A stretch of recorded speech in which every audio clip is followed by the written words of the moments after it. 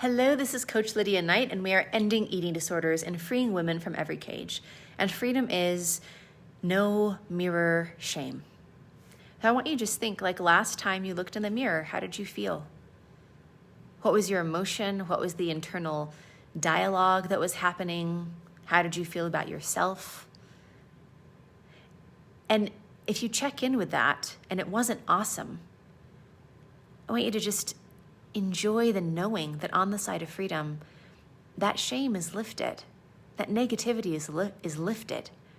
And it comes in these beautiful phases where, I know that when I used to look in the mirror, I used to during my eating disorder days, I used to just break out into tears. Like there was just so much shame and anger associated with seeing a reflection of a body that I was putting all my effort into. And it still wouldn't do what I wanted it to do. It still wouldn't become thinner. It still wouldn't change shape. And it was just this awful battle all the time. And at first, it's the lifting of that shame. It's that you look in the mirror and it doesn't feel bad anymore. It's just your reflection.